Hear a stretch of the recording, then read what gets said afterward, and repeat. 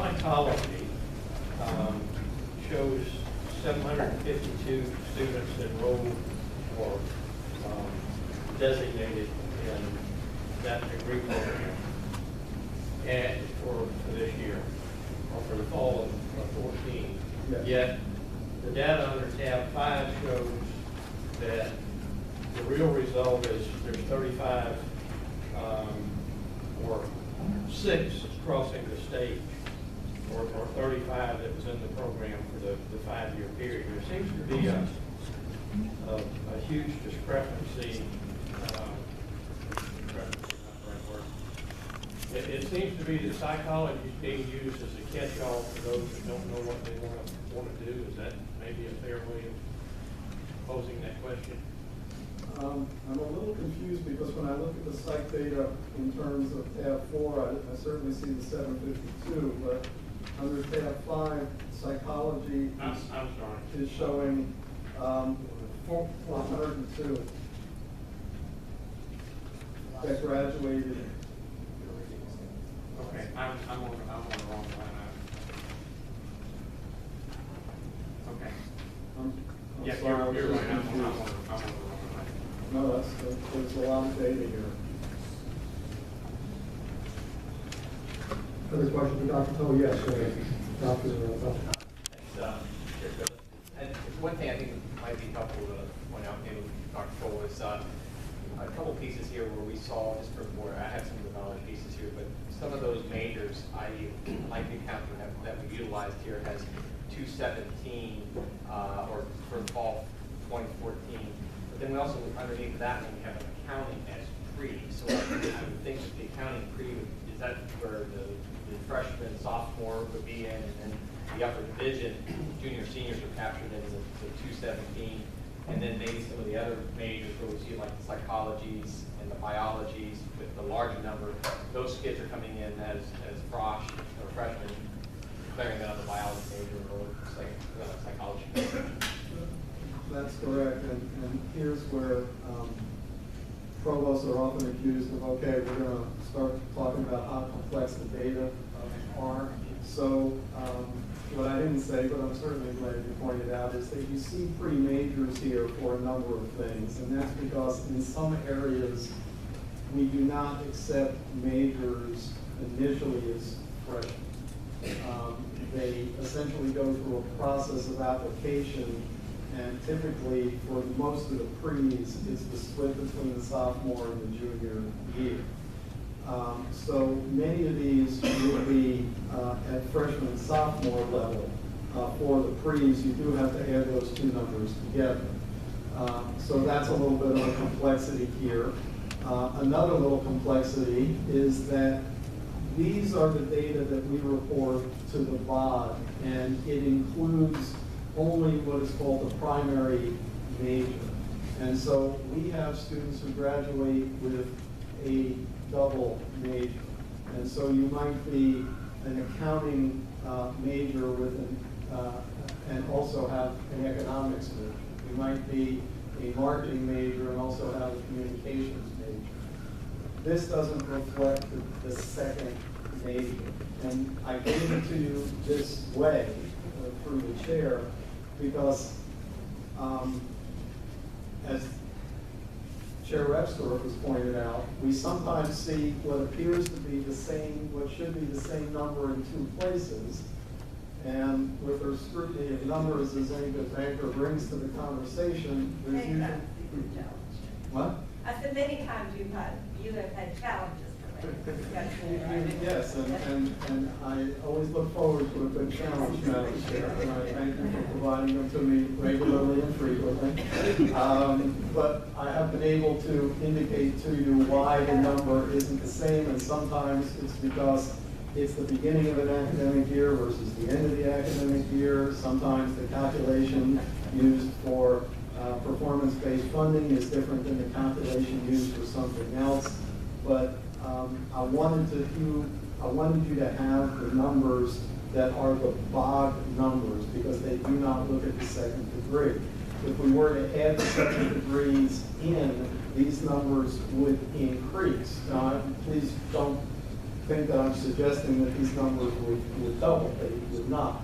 But in some of them where you're close to, let's say, the 30, 20, 10 threshold, you might get above that threshold, or the pattern would make more sense. Matt? Yes. Matt? Madam Chair, you're correct. Have you ever, not that you have excess time to just run these little scenarios for us, but it is very frustrating to say the least. And I have talked to the chancellor about it, is we look to us as trustees to understand this as business people at a one-time meeting, we sit there and look at this. We're not getting paid to do this. Even if it's getting paid, I don't know that I can understand it all, but the pay has nothing to do with it. But the frustrating part is they do set up different formulas. What we do here and what is important for us to look at, which is what you want to look at, to see how many majors, how many this, how many that. It's not been reported out that way. And then you get contradictory reports. And you never know the people who's given us the money, which report are they looking at? And that's extremely frustrating. But my question would be to you is, have you ever ran a trend to know those that got a double major, which I think is very awesome, because they're serious, they're in here. Those that get a double major, how does it take them that much longer to graduate? Because those tend to be, in my opinion, some of the more focused students, and they take a double major to help supplement what they're doing and help strengthen their resume, et cetera. Do you know that? We do run some data. We have not run it recently for obvious reasons and certainly SACs, but you are certainly correct that the students you see choosing to do a double major tend to be those students who are very interested in the breadth of their education, are some of our most highly motivated students, and are certainly some of our, what we call, and I think we all call the best and the brightest. So to me, seeing these students graduate and looking at the anecdotal data, those are not typically the ones that are dragging out into the 5th and the 6th year. In fact, these are the students who, when we recognize them at student award functions, they've got 2 majors and a minor, they're graduating on time, and they're probably on one of our varsity sports teams. I mean, they're just incredible students. Just ask a follow-up question to what Chair Epshaw asked, and that is, as we move forward and to the next phase of this phase of our review, if we ask you to do a deeper dive into some of the data, and I assume that would be back information on salary or whatever, I don't know whether, but would that be part of it?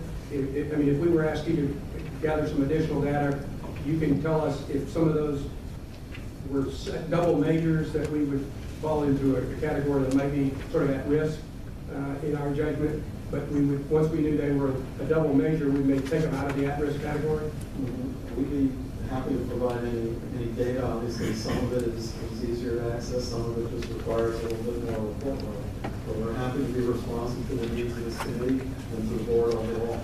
Trustee Brady, you have a question? I do. I think this is probably, from my perspective, some of the most important information in order to determine what this committee wants to do, which I don't sit on, but may have an opportunity at some point to vote on whatever recommends to the full board. And I'm wondering, following up with a specific request, in looking at the data and looking at the students and the degrees, I'm wondering, as a percentage of the student body, what's happening?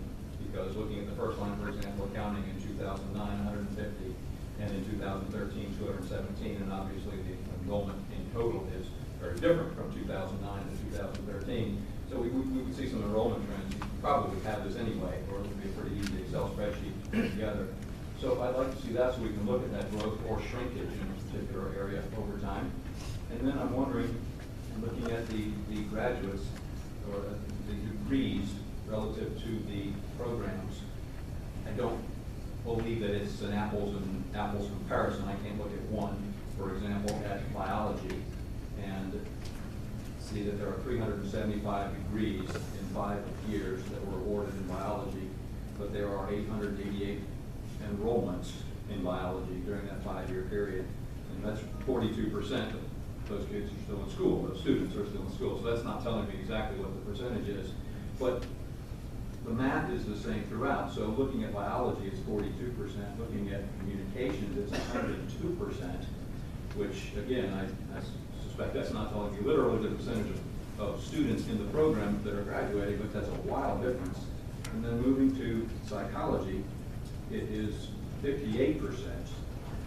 And I'm trying to get my arms around the number of degrees actually awarded consistent with the declared majors of students and what that looks like over time.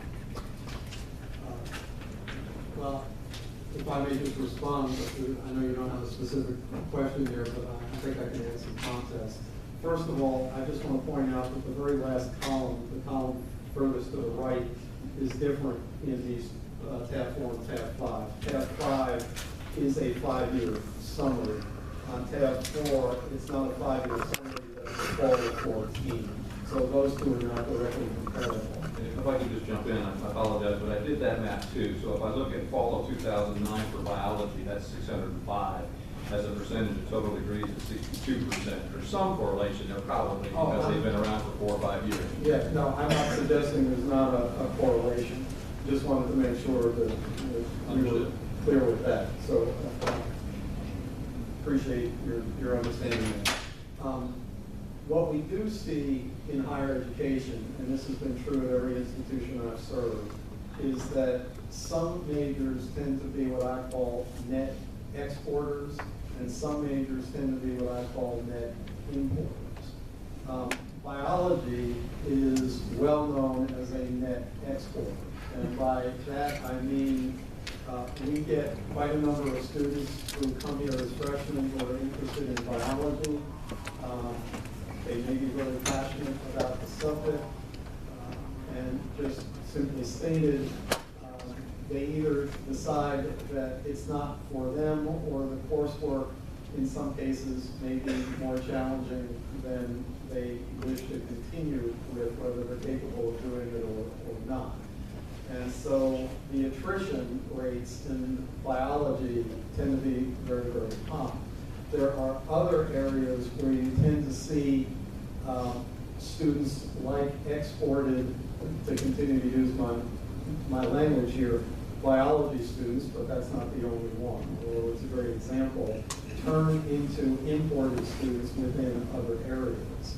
And I've actually done those kinds of analyses. I haven't done it here, but I've done it at other institutions, and basically it turns into a very interesting space filling diagram where you can actually see the flow.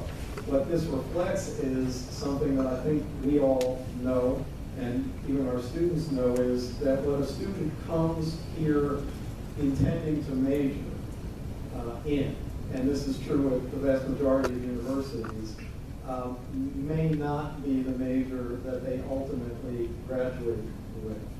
And some of those data are going to be reflected in here.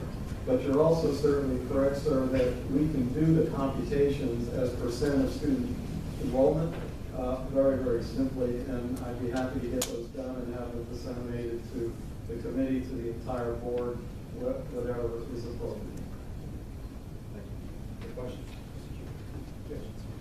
And just as we're looking at other maybe data points to look at as we move forward, not to put a course before the cart before the horse, would be maybe also look at the production of our gen ed studies from the specific majors as well, because even though maybe some of the rather low enrolled programs, they're actually supporting most of the gen ed, and we did a little tracking one, for example, theater is presenting about 71% of the gen ed requirements, if you will, to the campus community. So I think when we're looking at these contexts, and I think what Trustee Brady had said about looking at points here along the way, then that will maybe be some other good pieces to put in context of each of the majors actually contribute to our academic portfolios of our students. That also contributes to workloading of our faculty, because in some majors, the vast majority of the workloading of the faculty is actually going to the gen ed program. and the Gen Ed program is statutorily described in terms of number of areas. In fact, that was just redone over the last couple of years. And all schools subscribe to the same basic format of how Gen Ed works because it's a system approach, not an individual school approach. And that data could be provided to us in a request for additional data if there are programs that we're targeting. Yes. Yes, Trustee Chris. I don't think if we were to eliminate any degree program, that we would be eliminating all of the courses under that degree program. I mean, I wouldn't perceive that that would be the case. We simply just wouldn't be supporting maybe those upper level courses that would get someone across the state. But, you know, I would not anticipate that, for example, we eliminated anthropology as a degree program, that we would eliminate all anthropology courses out of our portfolio. And I think that's getting back to what you said, that there would still be anthropology courses taught to support the Gen Ed portfolio. That's correct. But if we, to follow up on that, to make sure I understand, Trustee Pretty, if we eliminated that as a major, then a student who wanted to get a degree in that program would not be inclined to come to this institution. Right, that's exactly right. That doesn't mean that a student couldn't take an anthropology course as part of their Gen Ed requirement, because it would still be offered. We just wouldn't be supporting it through crossing the state. Other questions? Yeah. Chair, I'd like to make a comment, and I have a question for Provost Stoll. Want to be clear, I think there is a reason, and it may not be immediately obvious, that the Board of Governors asked for data as for the primary major. And this may be clear, forgive me if I'm being too elementary here, but a double major is not a student getting 2 degrees. And so that person walking across the state, while they may have a double major, the reason the Board of Governors asked for data, what's your primary major, is because that's usually just 1 degree. Just want to make that clear.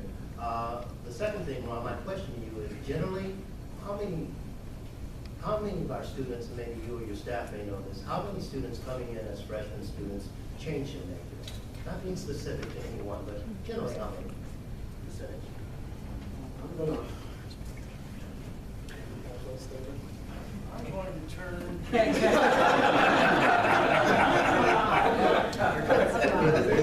Institutional research analysis. Bob, I think Bob has done this. Half. Approximately. my answer is half. That's a safe deal, right? So, Yes. I'm going to ask, so what does that mean? I mean, so what you're saying is the student gets a double major, he's earned the ability to put on his resume, has he earned the ability to put on his resume when he goes to seek employment, that I've majored in A and I've majored in B? They would But he usually, just doesn't get the degree in typically on the B? resume, it will say I have a bachelor's of art as an example, and major anthropology, major psychology. So that would show the student, and that student, I want to do they would take the required courses that any student can take if they're majoring in only one or the other. The core required courses that student would take in each of those areas. Right. Probably not the areas to, as examples. I should say chemistry and biology. Other questions? And that's, Go ahead. just to add, that's in statute at the level of the system. Yeah. Yes, and so this isn't an individual decision that you make. This is also part of SAC's accreditation. The 2 separate degrees is a tremendous additional coursework. There are some majors